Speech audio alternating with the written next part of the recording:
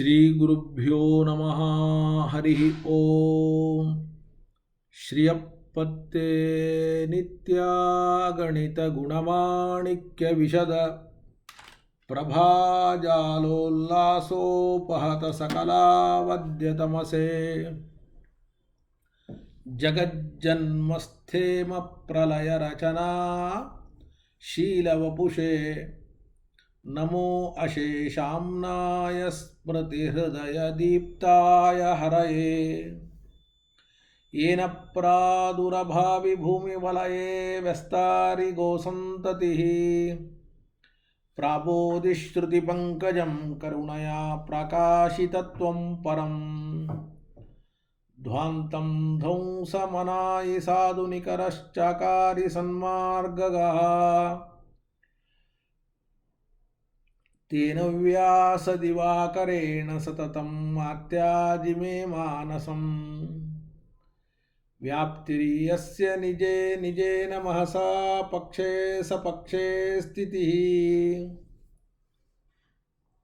ವ್ಯಾವೃತ್ತಿಶ್ಚ ವಿಪಕ್ಷತೋತ ವಿಷಯೇ ಸಕ್ತಿರ್ನ ವೈಬಾದಿತೆ ನೈವಾಸ್ತಿ ಪ್ರತಿಪಕ್ಷಯುಕ್ತಿರತುಲಂ ಶುದ್ಧಂ ಪ್ರಮಾಣಂ ಸಮೇ ಭೂಯಾತ್ ತತ್ವವಿನಿರ್ಣಯಾಯ ಭಗವಾನ್ ಆನಂದತೀರ್ಥೋ ಮುನಿಃ ಭವತಿ ಯದನುಭಾವಾದೇಡಮೂಕೋಪಿ ವಾಗ್ಮೀ ಜಡಮತಿರಪಿ ಜಂತುರ್ಜಾಯತೆ ಪ್ರಾಜ್ಞಮೌಲಿಃ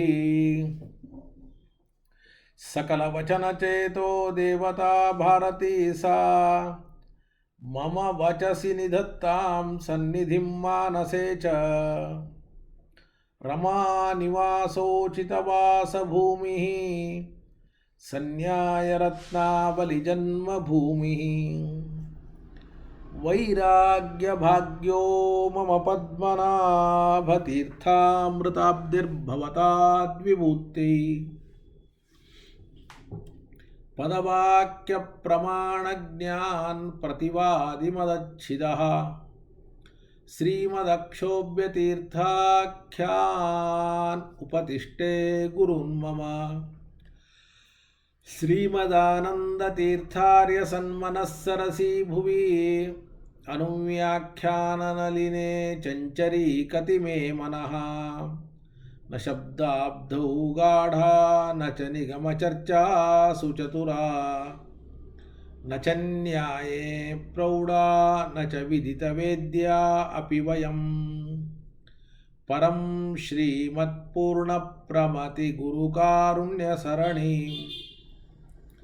ಪ್ರಪನ್ನಾ ಮಾನ್ಯಾಸ್ಮಃ ಕಿಮಪಿ ಚ ವದಂತೋಪಿ ಮಹತಾಂ ಭಗವತಾ ಬಾದರಾಯಣೇನ ಪ್ರಾಣಿನಾಂ ನಿಶ್ರೇಯಸಾಯ ಪ್ರಣೀತಮಪಿ ಬ್ರಹ್ಮಮೀಮಾಂಸಾಶಾಸ್ತ್ರಂ ಅಸಾಧು ನಿಬಂಧಾಂಧತಮಸಾ ಅವಕುಂಠಿತತ್ವೇನ ಅಪ್ರಣೀತಮಿವ ಮನ್ಯಮಾನೋ ಭಗವಾನ್ ಆನಂದತೀರ್ಥಮುನಿಃ ಯಥಾಚಾರ್ಯಾಭಿಪ್ರಾಯಂ ಅಸ್ಯ ಭಾಷ್ಯಂ ವಿದಾಯ ಅನುಭಾಷ್ಯಮಪಿ ಕರಿಷ್ಯನ್ ವಿಲೀನ ಪ್ರಕೃತಿತಯಾ ಸ್ವಯಮಂತರಾಯ ವಿದುರೋಪಿ ಅನವರತಮೀಶ್ವರ ಪ್ರವಣಕಾಯ ಕರ್ಣವೃತ್ತಿರಪಿ ನಾರಾಯಣ ಪ್ರಣಾಮಾದಿಕಂ ಪ್ರಾರೀಪ್ಸಿತಸ್ಯ ಅನಂತರಾಯ ಪರಿಸಮಾಪ್ತೆ ಪ್ರಚಯಸ್ಯ ಚ ಹೇತುತಯಾ ಅವಗೀತಶಿಷ್ಟಾಚಾರ ಪರಂಪರಾದಿನ ಅವಗತಮವಶ್ಯಂ ಕರಣೀಯಂ ಶಿಷ್ಯಾನ್ ಗ್ರಾಹಯಿತುಂ ಗ್ರಂಥಾದೌ ನಿಬಧ್ನಾತಿ ನಾರಾಯಣಮಿತಿ.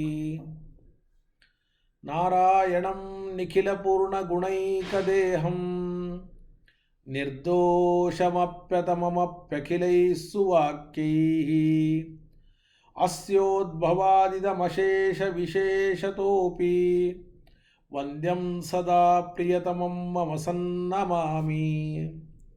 ತಮೇವ ಶಾಸ್ತ್ರಪ್ರಭವಂ ಪ್ರಣಮ್ಯ ಜಗದ್ಗುರುಣಾಂ ಗುರುಮಂಜಸೈವ ವಿಶೇಷತೋ ಮೇ ಪರಮಾಖ್ಯವಿದ್ಯಾ ವ್ಯಾಖ್ಯಾಂ ಕರೋಮಿ ಅನ್ವಪಿ ಚಾಹಮೇವ. ಓಂ ಓಂ ಅಥಾತೋ ಬ್ರಹ್ಮ ಜಿಜ್ಞಾಸಾ.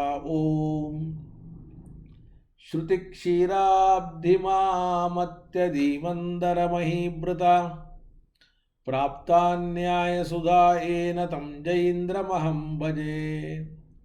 ಬುಧೈರಪಿ ಸುದುರ್ಬೋಧೆ ಗ್ರಂಥೇ ಯನ್ಮಮ ಸಾಹಸಂ ತತ್ಪಾರಯಂತು ನಿಪುಣಾಃ ಗುರುಪಾದರಜಕ್ಷಣಾಃ ಲೌಕಿಕಫಲಲಕ್ಷಣಾಮೃತದೋಹಿನೀಂ ಗುರುವನುಗ್ರಹರೂಪಾಂ ತಾಂ ಕಾಮಧೇನುಮುಪಾಸ್ಮಹೇ.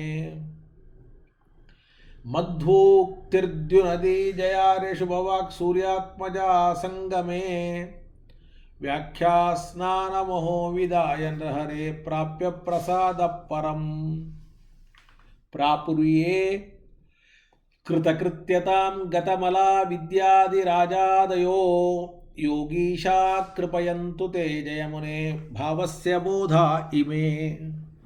ಶುಕೇನ ಶಾಂತ್ಯಾದಿಷು ವಾङ्ಮಯೇಷು ವ್ಯಾಸೇನ ಧೈರ್ಯೇಂಬುಧಿನೋಪಮೇಯಂ ಮನೋಜಜಿತ್ಯಾಂ ಮನಸಾಂ ಹಿ ಪತ್ಯಾ ರಘುತ್ತಮಾಖ್ಯಂ ಸ್ವಗುರುಂ ನಮಾಮಿ. ಆರೂಢಃ ಸಹಸಾ ಯತೀಂದ್ರ ಪದವೀಂ ಗತ್ವಾ ಚ ವಾರಾಣಸೀಂ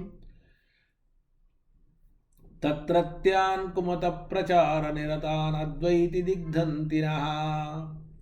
ಪ್ರೌಢಾರ್ಥೈ ವಚನೈ ಸುಯುಕ್ತಿ ಖಚಿತೈ ಸಂಭೀಷಯನ್ಮೋದಯನ್ ಸತ್ಯಧ್ಯಾನ ಸುಕೇಸರಿ ವಿಜಯತೆ ಪಾದಾಶ್ರಿತ ಶ್ರೀಪತೇಃ. ಪ್ರಾವೋಚದ್ಯೋದಿಕಂ ನ್ಯಾಯಸುಧಾ ವಾಕ್ಯಾರ್ಥಚಂದ್ರಿಕಾಂ ಸತ್ಯ ಪ್ರಜ್ಞಗುರುರ್ದದ್ಯಾತ್ ಪ್ರಜ್ಞಾಂ ವೈದಾಂತಿಕೀಂ ಸದಾ. ಬಂಧುಸ್ತ್ವಂ ಗುರುರಿಷ್ಟದೈವತಮಿತಿ ತ್ವತ್ಪಾದಪಂಕೇರುಹಂ ಪ್ರಾಪ್ತಂ ಮಾಂ ಪರಿಪಾಲಯೇತಿ ಸತತಂ ಯಾಚೇ ನಿಬದ್ಧಾಂಜಲಿಃ. ಚಿತ್ತಂ ಮದ್ಗುಣದೋಷಚಿಂತನವಿದೋ ನೂನಂ ಮನಾಂಗ್ಮಾಕೃತಾ ಸತ್ಯಾಭಿಜ್ಞಗುರೋತ್ವದಂಗ್ರಿಯುಗಲಂ ಹಿತ್ವಾ ನಮೇ ಸದ್ಗತಿಃ. ಸತ್ಯಾಭಿಜ್ಞಕರಾಬ್ಜೋತ್ಥಾನ್ ಪಂಚಾಶದ್ವರ್ಷಪೂಜಕಾನ್ ಸತ್ಯಪ್ರಮೋದತೀರ್ಥಾರ್ಯಾನ್ ನೌಮಿನ್ಯಾಯಸುಧಾರತಾನ್. ವೇದೇಶಮುನಿಸತ್ಪಾದಸೇವಾ ಸಂಪ್ರಾಪ್ತವೈಭವಾನ್ ಯಾದವಾರ್ಯಾನ್ ವರಸುಧಾ ಟೀಕಾಕಾರಾನ್ವಯನ್ನುಮಃ. ಪೃಥ್ವೀಮಂಡಲಮಧ್ಯಸ್ಥಾಃ ಪೂರ್ಣಬೋಧಮತಾನುಗಾಃ ವೈಷ್ಣವಾಃ ವಿಷ್ಣುಹೃದಯಾಃ ತಾನ್ನಮಸ್ತೆ ಗುರುನ್ ಮಮ. ಶುಭಾನ್ ಧ್ಯಾಯಂತಿ ಏಕಾಮಾನ್ ಗುರುದೇವ ಪ್ರಸಾದಜಾನ್ ಇತರಾನ್ ಆತ್ಮಪಾಪೋತ್ಥಾನ್ ತೇಷಾಂ ವಿದ್ಯಾ ಫಲಿಷ್ಯತಿ. ಆಪಾದಮೌಲಿಪರ್ಯಂತಂ ಗುರುಣಾಂ ಆಕೃತಿಂ ಸ್ಮರೇತ್ ತೇನ ವಿಘ್ನಾಃ ಪ್ರಣಶ್ಯಂತಿ ಸಿದ್ಧ್ಯಂತಿ ಚ ಮನೋರಥಾಃ. ಯದುತಾಪಸಲಭ್ಯಮನಂತಭವೈ ತದುತೋ ಪರತತ್ವಮಿಹೈಕಪದಾತ್. ಜಯತೀರ್ಥಕೃತೌ ಪ್ರವಣೋ ನ ಪುನರ್ ಭವಭಾಗ್ಭವತೀತಿ ಮತಿರ್ಹಿ ಮಮ. ಶ್ರೀಗುರುಭ್ಯೋ ನಮಃ. ಹರಿ ಓಂ ಹರಿ ಓಂ ಹರಿ ಓಂ.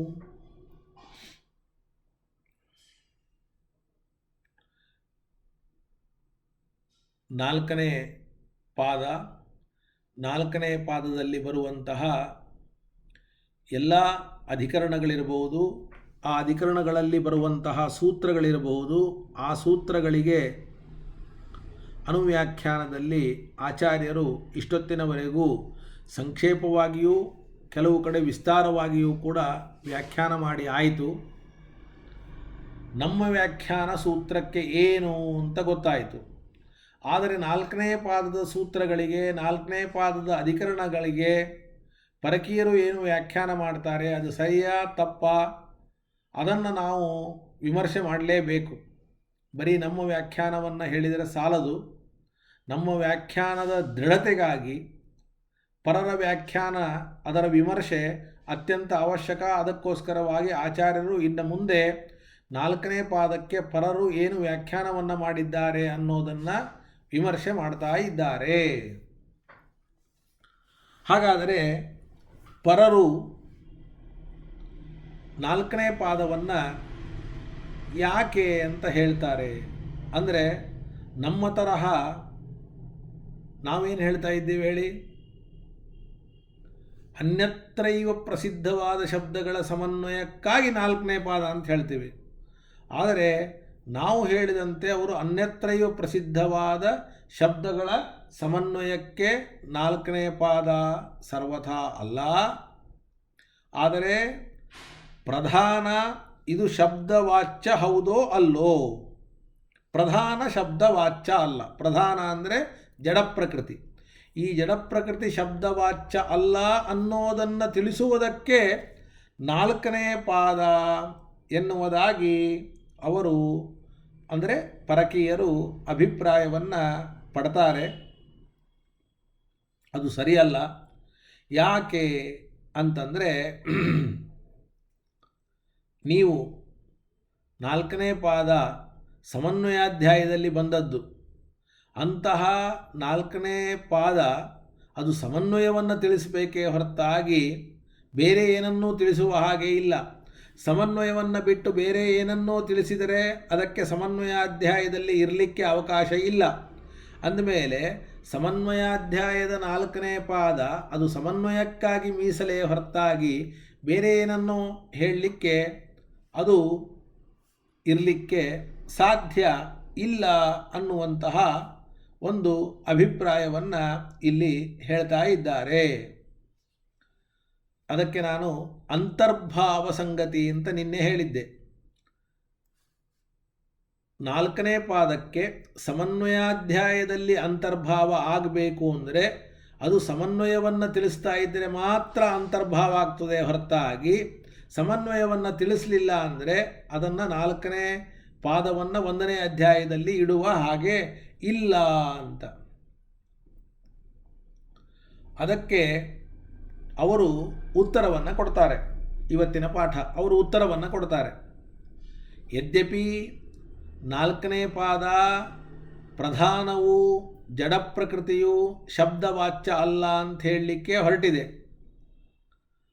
ಅದಕ್ಕೆ ನೀವೇನಂದರೆ ಸಮನ್ವಯವನ್ನು ಮಾಡಿದರೆ ಮಾತ್ರ 1ನೇ ಅಧ್ಯಾಯದಲ್ಲಿ ಇರಲಿಕ್ಕೆ ಸಾಧ್ಯವೇ ಹೊರತಾಗಿ ಸಮನ್ವಯವನ್ನು ಮಾಡಲಿಲ್ಲ ಅಂದರೆ 1ನೇ ಅಧ್ಯಾಯದಲ್ಲಿ ಇರಲಿಕ್ಕೆ ಅವಕಾಶ ಇಲ್ಲ ಅಂತಂದ್ರಿ. ಹೌದು, ನಾವು ಉತ್ತರ ಕೊಡ್ತೇವೆ ಅದಕ್ಕೆ. ಏನಂತ? ನಾಲ್ಕನೇ ಪಾದ ಸಮನ್ವಯವನ್ನು ಮಾಡದೇ ಇರಬಹುದು. ಸಮನ್ವಯವನ್ನು ಮಾಡದೇ ಇದ್ದರೂ ಕೂಡ ಸಮನ್ವಯದ ಸ್ಥಿರತೆ ಆಗತ್ತೆ ನಾಲ್ಕನೇ ಪಾದದಿಂದ. ಸಮನ್ವಯದ ಸ್ಥಿರತೆ ಹೇಗೆ ಆಗತ್ತೆ ಅಂತ ಕೇಳಿದರೆ, ಈಗ ಎಲ್ಲ ಶಬ್ದಗಳಿಂದ ವಾಚ್ಯ ಬ್ರಹ್ಮ ಅಂತ ಹೇಳಿದ್ದೀರಿ.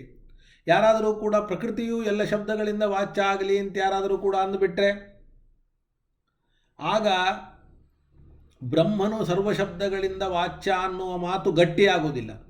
ಬ್ರಹ್ಮನು ಸರ್ವಶಬ್ದಗಳಿಂದ ವಾಚ್ಯ ಅನ್ನುವ ಮಾತು ಗಟ್ಟಿಯಾಗಬೇಕಾದರೆ ಬ್ರಹ್ಮನನ್ನು ಬಿಟ್ಟು ಬೇರೆ ಯಾರೂ ಕೂಡ ಸರ್ವಶಬ್ದಗಳಿಂದ ವಾಚ್ಯ ಅಲ್ಲ ಅಂತ ಹೇಳಬೇಕು. ಬೇರೆದರಲ್ಲಿ ಪ್ರಕೃತಿಯೂ ಸೇರಿದೆ, ಆ ಪ್ರಕೃತಿಯು ಸರ್ವಶಬ್ದ ವಾಚ್ಯ ಅಲ್ಲ ಅಂತ ಹೇಳುವುದಕ್ಕೆ ನಾಲ್ಕನೇ ಪಾದ ಹೊರಟಿದೆ. ಹಾಗಾದರೆ ನಾಲ್ಕನೇ ಪಾದದಲ್ಲಿ ನಾವು ಪ್ರಕೃತಿ ಸರ್ವಶಬ್ದ ವಾಚ್ಯ ಅಲ್ಲ ಅಂದರೆ ಅರ್ಥಾತ್ ಅದು ಬ್ರಹ್ಮ ಸರ್ವಶಬ್ದ ವಾಚ್ಯ ಅಂತ ಸಿದ್ಧವಾಗತ್ತೆ. ಅದಕ್ಕೋಸ್ಕರವಾಗಿ ನೇರವಾಗಿ ಈ ಪಾದಕ್ಕೆ ಸಂಗತಿ ಬರದೇ ಇದ್ದರೂ ಕೂಡ ಆ ಸಮನ್ವಯದ ಸ್ಥಿರತೆಯನ್ನು ತಂದುಕೊಡ್ತಾ ಇದ್ದದ್ದರಿಂದ ಸಮನ್ವಯಾಧ್ಯಾಯದ ಸಂಗತಿ ಬರ್ತದೆ ಅನ್ನುವುದಾಗಿ ಅವರು ಉತ್ತರವನ್ನು ಕೊಡ್ತಾ ಇದ್ದಾರೆ. ನೋಡಿ, ನನು ಉಕ್ತಂ ಅತ್ರ ಸಮನ್ವಯಸ್ಥೇಮ್ನೇ ಪ್ರಧಾನಸ್ಯ ಅಶಾಬ್ದತ್ವಂ ಅತ್ರ ಉಪಪಾದ್ಯತೆ ಇತಿ. ಸಮನ್ವಯದ ಸ್ಥಿರತೆಗಾಗಿ ಜಡವಾದ ಪ್ರಕೃತಿ ಶಬ್ದ ಪ್ರತಿಪಾದ್ಯ ಅಲ್ಲ ಅನ್ನುವುದನ್ನು ಇಲ್ಲಿ ಉಪಪಾದನೆ ಮಾಡ್ತೀವಿ. ನಮ್ಮ ಉದ್ದೇಶ ಆ ಸಮನ್ವಯದ ಸ್ಥಿರತೆಯೇ. ಆದರೆ ಸಮನ್ವಯದ ಸ್ಥಿರತೆಗಾಗಿ ನಾವೇನು ಹೇಳ್ತಾ ಇದ್ದೀವಿ? ಪ್ರಧಾನ ಅನ್ನೋದು ಶಬ್ದ ಪ್ರತಿಪಾದ್ಯ ಅಲ್ಲ ಅಂತ ಹೇಳ್ತಾ ಇದ್ದೀವಿ. ತಥಾಚ ಕಥಂ ಅಸಂಗತಿ ಇತಿ ಅಂದಮೇಲೆ ಸಮನ್ವಯಾಧ್ಯಾಯದಲ್ಲಿ 4ನೇ ಪಾದಕ್ಕೆ ಸಂಗತಿ ಇಲ್ಲ ಅನ್ನಬೇಡಿ, ಸಂಗತಿ ಇದೆ.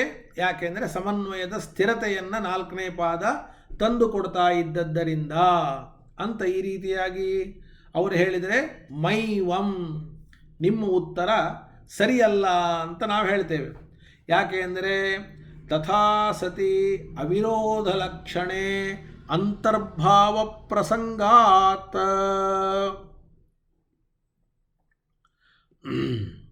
ನೀವು ಹೀಗೇನಾದರೂ ಹೇಳಿದರೆ ಈ ಪಾದ ಅವಿರೋಧಾಧ್ಯಾಯದಲ್ಲಿ ಬರಬೇಕಾಗ್ತದೆ.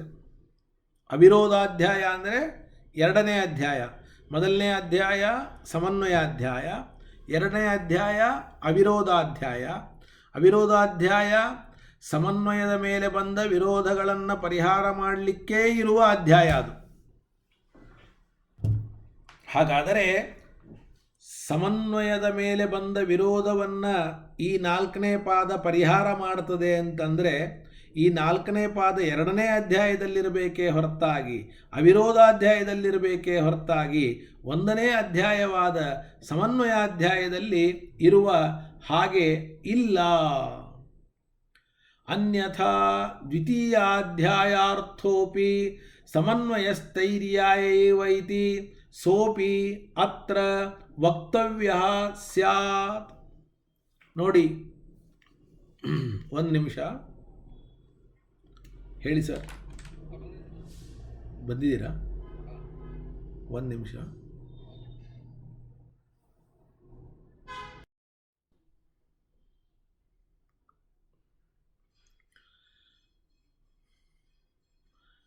ತಥಾ ಸತಿ ಅವಿರೋಧ ಲಕ್ಷಣೆ ಅಂತರ್ಭಾವ ಪ್ರಸಂಗಾತ್ ಅನ್ಯಥಾ ದ್ವಿತೀಯಾಧ್ಯಾಯಾರ್ಥೋಪಿ ಸಮನ್ವಯಸ್ಥೈರ್ಯಾಯ ಏವ ಇತಿ ಸೋಪಿ ಅತ್ರ ವಕ್ತವ್ಯ ಸ್ಯಾತ್.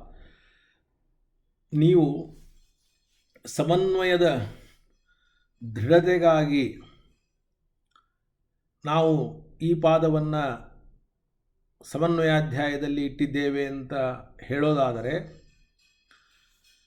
2ನೇ ಅಧ್ಯಾಯ ಅವಿರೋಧಾಧ್ಯಾಯ ಅಂತ ಅದು ಕರೀತಾರೆ.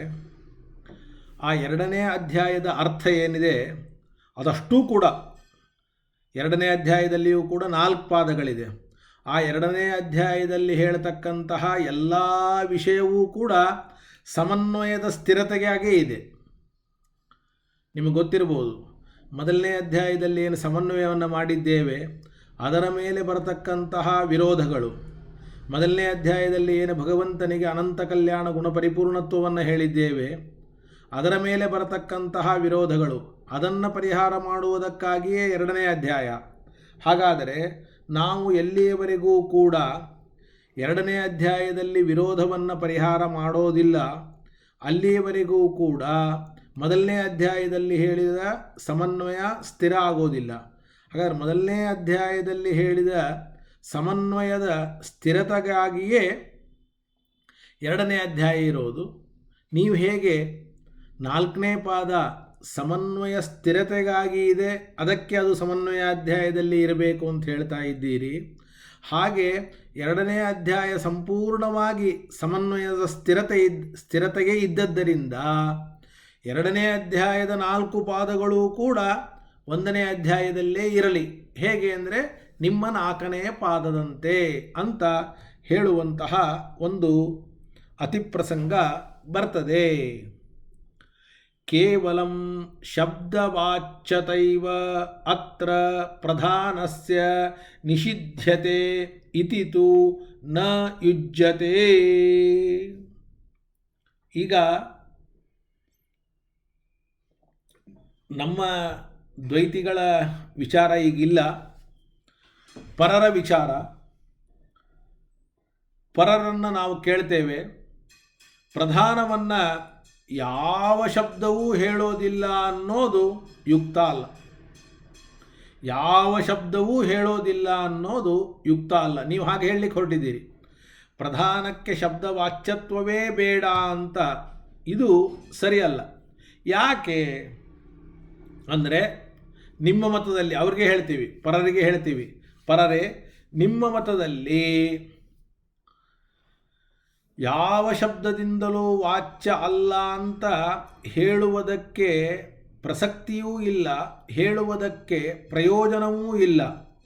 ಒಂದು ವೇಳೆ ನಮ್ಮ ಮತದಂತೆ ನಿಮ್ಮ ಮತದಲ್ಲಿ ಪರಮಾತ್ಮ ಸರ್ವಶಬ್ದವಾಚ್ಯ ಅನ್ನುವಂತಹ ನಿಯಮ ಇದ್ದಿದ್ದರೆ ಪರಮಾತ್ಮನನ್ನು ಬಿಟ್ಟು ಬೇರೆ ಯಾರೂ ಕೂಡ ಶಬ್ದಗಳಿಂದ ವಾಚ್ಯರಾಗಬಾರದು ಅಂತ ಹೇಳೋದಕ್ಕೆ ಒಂದು ಬೆಲೆ ಇದೆ, ಒಂದು ಪ್ರಯೋಜನ ಇದೆ. ಆದರೆ ನಮ್ಮ ಮತದಂತೆ ನಿಮ್ಮ ಮತದಲ್ಲಿ ಪರಮಾತ್ಮನೇ ಸರ್ವಶಬ್ದವಾಚ್ಯ ಅನ್ನುವಂತಹ ನಿಯಮ ಇಲ್ಲ. ನಿಯಮ ಇಲ್ಲದೆ ಇದ್ದುದರಿಂದ ಪ್ರಕೃತಿಯೂ ಕೂಡ ಶಬ್ದವಾಚ್ಯವಾದರೆ ಏನು ತಪ್ಪು? ಪ್ರಕೃತಿಯೂ ಕೂಡ ಅವ್ಯಕ್ತ, ಪ್ರಕೃತಿ, ಪ್ರಧಾನ, ಅಜ ಇವೇ ಮೊದಲಾದಂತಹ ಶಬ್ದಗಳಿಂದ ವಾಚ್ಯ ಆಗಬಹುದು.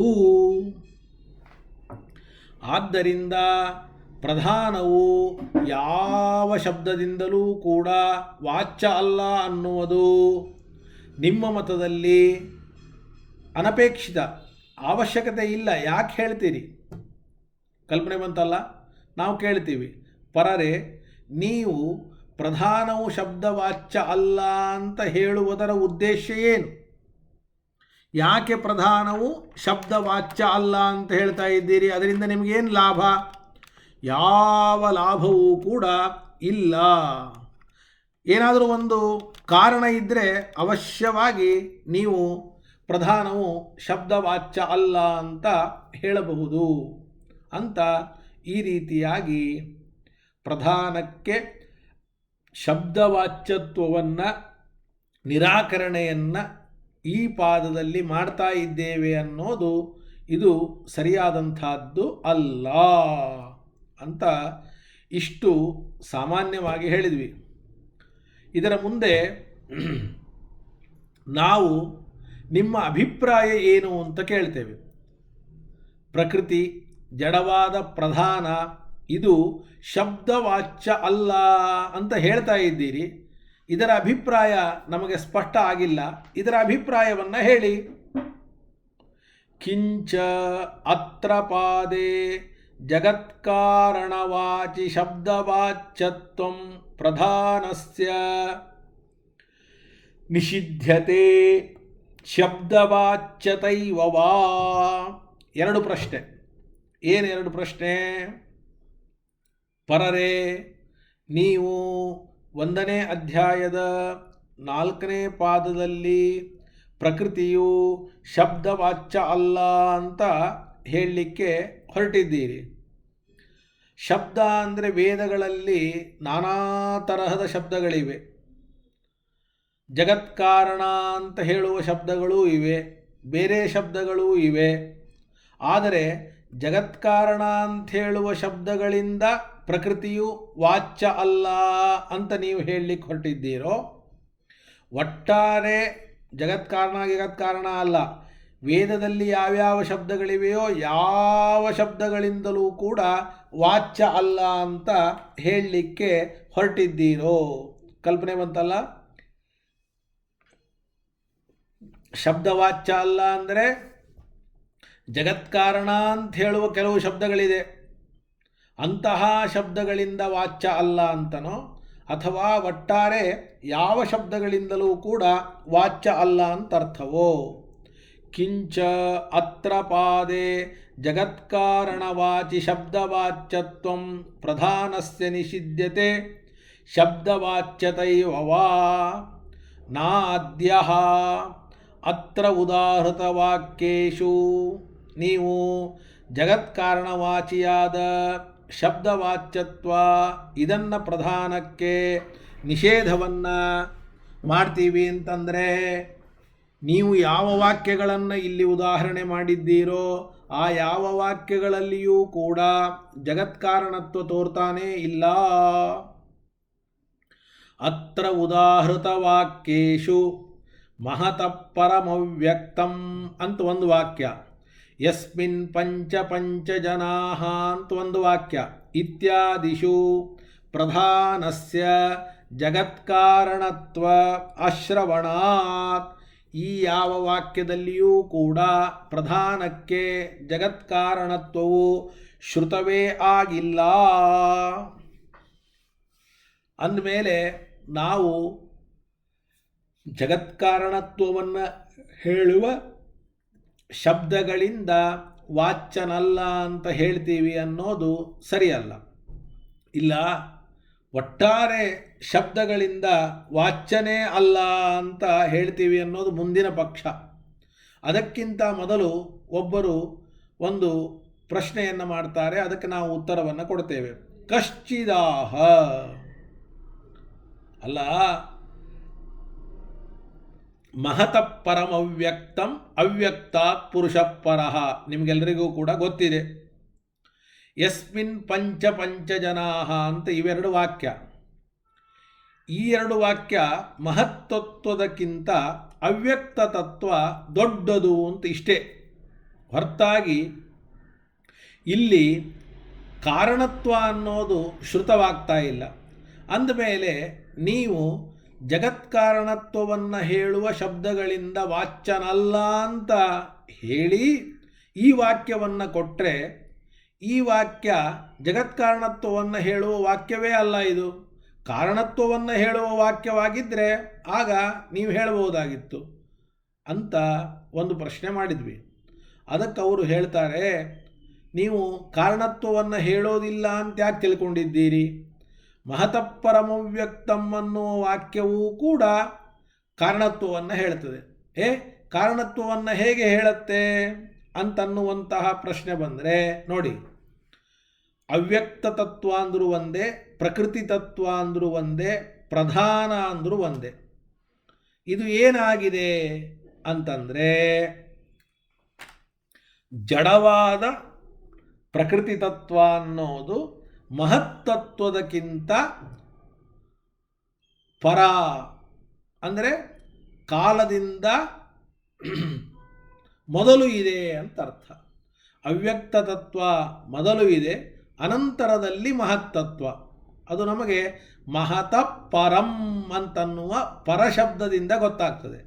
ಹಾಗಾದರೆ ಮಹತ್ತತ್ವದಕ್ಕಿಂತ ಪರವಾದದ್ದು ಅವ್ಯಕ್ತ ತತ್ವ ಅನ್ನುವುದಾಗಿ ನಾವು ಕೇಳಿದಾಗ, ಮೊದಲು ಇದ್ದದ್ದು ಕಾರಣ, ಅನಂತರ ಇದ್ದದ್ದು ಕಾರ್ಯ. ಮೊದಲು ಇದ್ದ ಅವ್ಯಕ್ತ ತತ್ವ ಕಾರಣ, ಅನಂತರದಲ್ಲಿದ್ದಂತಹ ಮಹತ್ತತ್ವ ಇದು ಕಾರ್ಯ. ಹೀಗೆ ಆ ಪರ ಅನ್ನುವಂತಹ ಶಬ್ದ, ಮೊದಲು ಇದ್ದದ್ದು ಅನ್ನುವಂತಹ ಶಬ್ದವೇ ನಮಗೆ ಕಾರಣತ್ವವನ್ನು ಹೇಳ್ತಾ ಇದೆ. ಆದ್ದರಿಂದ ಈ ವಾಕ್ಯವೂ ಕೂಡ ಕಾರಣತ್ವವನ್ನು ಹೇಳುವ ವಾಕ್ಯ. ಇಂತಹ ವಾಕ್ಯಗಳಿಂದ ಜಡವಾದ ಪ್ರಕೃತಿ ಪ್ರತಿವಾದ್ಯವಲ್ಲ ಅಂತ ನಾವು ಹೇಳ್ತೀವಿ ಅಂತ ಅವರು ಹೇಳ್ತಾ ಇದ್ದಾರೆ. ನೋಡಿ, ಮಹತಃ ಪರಮವ್ಯಕ್ತಂ ಇತಿ ಪರಶಬ್ದೇನ, ಪರಶಬ್ದ ಇದೆ. ಆ ಪರಶಬ್ದದಿಂದ ಕಾಲ ವಿಪ್ರಕೃಷ್ಟತ್ವಂ ಉಚ್ಯತೆ, ಕಾಲ ವಿಪ್ರಕೃಷ್ಟತ್ವವನ್ನು ಹೇಳ್ತಾ ಇದ್ದಾರೆ. ಅಂದರೆ ಮಹತ್ತತ್ವದಕ್ಕಿಂತ ಮೊದಲು ಇದ್ದದ್ದು ಅವ್ಯಕ್ತ ತತ್ವ ಅಂತ. ತತಃ ಕಾರಣತ್ವ ಶಂಕಾ ಇತಿ, ಇದರಿಂದಲೇ ನಮಗೆ ಕಾರಣತ್ವ ಅಂದರೆ ಮೊದಲು ಇದ್ದದ್ದು ಕಾರಣ, ಅನಂತರದಲ್ಲಿದ್ದದ್ದು ಕಾರ್ಯ ಅನ್ನುವಂತಹ ಶಂಕೆ ಬರ್ತದೆ. ಅದಕ್ಕೆ ಇದು ಕಾರಣವನ್ನು ಹೇಳುವ ಶಬ್ದವೇ, ಕಾರಣವನ್ನು ಹೇಳುವ ವಾಕ್ಯವೇ ಅಂತ ಹೇಳಿದರೆ ತದಯುಕ್ತಂ, ಇದು ಸರಿಯಲ್ಲ. ಯಾಕೆ ಅಂದರೆ ಕಿಂ, ಇಲ್ಲಿ 3 ಪ್ರಶ್ನೆ ಮಾಡ್ತಾ ಇದ್ದೇವೆ. ಅವರ ಅಭಿಪ್ರಾಯವನ್ನು ನಾವು 3 ರೀತಿಯಿಂದ ಪ್ರಶ್ನೆ ಮಾಡಿ ಕೇಳ್ಕೊಳ್ತಾ ಇದ್ದೇವೆ. ಅಲ್ಲಪ್ಪ, ಮೊದಲಿದೆ ಅಂದಾಕ್ಷಣಕ್ಕೆ ಕಾರಣ, ಅನಂತರದಲ್ಲಿದೆ ಅಂದಾಕ್ಷಣಕ್ಕೆ ಕಾರ್ಯ, ಅದನ್ನು ನಾವು ಹೇಗೆ ಹೇಳಲಿಕ್ಕೆ ಸಾಧ್ಯ? ಯಾಕೆ ಅಂದರೆ ಎಷ್ಟೋ ವಸ್ತುಗಳು ಮೊದಲಿವೆ, ಎಷ್ಟೋ ವಸ್ತುಗಳು ಅನಂತರದಲ್ಲಿವೆ. ಅನಂತರದಲ್ಲಿರುವ ಎಷ್ಟೋ ವಸ್ತುಗಳಿಗೆ ಮೊದಲಿನ ವಸ್ತುಗಳು ಕಾರಣ ಆಗಬೇಕು ಅಂತನ್ನುವ ನಿಯಮ ಇಲ್ಲ. ನಾನಿದ್ದೇನೆ, ನನ್ನಕ್ಕಿಂತ ಹಿರಿಯರು ಸಾಕಷ್ಟು ಜನ ಇದ್ದಾರೆ, ನನ್ನಕ್ಕಿಂತ ಹಿರಿಯರು ಸಾಕಷ್ಟು ಜನ ಇದ್ದರೂ ಅವರು ನನಗೆ ಕಾರಣರಾಗಬೇಕು ಅಂತನ್ನುವ ನಿಯಮ ಇಲ್ಲ. ಹಿರಿಯರು ಕಾರಣ, ಕಿರಿಯರು ಕಾರ್ಯ ಅನ್ನುವಂತಹ ನಿಯಮ ಇಲ್ಲ. ಅದಕ್ಕೆ ನಿಮ್ಮ ಅಭಿಪ್ರಾಯ ಏನು ಅಂತ ನಾವು ಕೇಳಿಕೊಳ್ತಾ ಇದ್ದೇವೆ. ಮೊದಲನೇದ್ದೇನು ಅಂತಂದರೆ, ಕಾಲದಲ್ಲಿ ಮೊದಲಿದೆ, ಅದಕ್ಕೆ ಇದು ಕಾರಣ ಆಗಬೇಕು ಅಂತ ನಿಮ್ಮ ಅಭಿಪ್ರಾಯವೋ, ಅಥವಾ ಕಾಲದಲ್ಲಿ ಮೊದಲಿದ್ದದ್ದರಿಂದ ಇದು ಕಾರಣ ಆಗಬಹುದು ಅಂತ ಊಹೆ, ಕಾಲದಲ್ಲಿ ಇದು ಮೊದಲಿದೆ ಮುಗಿದೋಯ್ತು, ಮೊದಲಿದ್ದದ್ದಕ್ಕೆ ಕಾರಣ ಅಂತ ನಿರ್ಧಾರವೋ, ಅಥವಾ ಮೊದಲಿದೆ ಅದಕ್ಕೆ ಕಾರಣ ಆಗಬಹುದು ಅಂತ ಅನುಮಾನವೋ, ಮೂರನೇದಾಗಿ ಕಾರಣ ಇರಬಹುದು ಅಂತ ಸಂದೇಹವೋ. ನೋಡಿ, ಒಂದು ನಿಶ್ಚಯ, ಒಂದು ಸಂದೇಹ, ಒಂದು ಅನುಮಾನ. ಘಟಕ್ಕೆ ಕಾರಣ ದಂಡ. ನಾವು ಘಟವನ್ನು ನೋಡಿ ಈ ಘಟದ ಸೃಷ್ಟಿಯಕ್ಕಿಂತ ಮೊದಲು ದಂಡ, ಮಣ್ಣು, ಚಕ್ರ ಇವೆಲ್ಲವೂ ಕೂಡ ಇರಬಹುದು ಅಂತ ಅನುಮಾನ ಮಾಡ್ಕೋತೇವೆ. ಅದು ಇದ್ದರೆ ಘಟ ಬರಲಿಕ್ಕೆ ಸಾಧ್ಯ.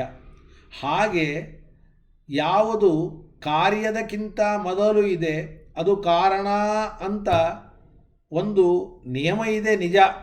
ಆದರೆ ಈಗಲಾದರೂ ಕೂಡ ಕಾರ್ಯದಕ್ಕಿಂತ ಮೊದಲು ಯಾವುದಿದೆ ಅದೆಲ್ಲವೂ ಕೂಡ ಕಾರಣವೇ ಅಂತ ನಿಶ್ಚಯವೋ, ಅಥವಾ ಕಾರಣ ಅಂತ ಅನುಮಾನವನ್ನು ಮಾಡ್ತೀರೋ, ಅಥವಾ ಕಾರಣ ಅಂತ ನಿಮಗೆ ಸಂದೇಹವೋ ಅಂತ ಮೂರು ಪ್ರಶ್ನೆಯನ್ನು ಮಾಡ್ತಾ ಇದ್ದಾರೆ. ನೋಡಿ, ಕಿಂ ಕಾಲ ವಿಪ್ರಕರ್ಷಃ ಏವ ಕಾರಣತ್ವಂ ಉತ ತೇನ ಅನುಮೇಯಂ ಅತ ಸಂಭಾವ್ಯಂ.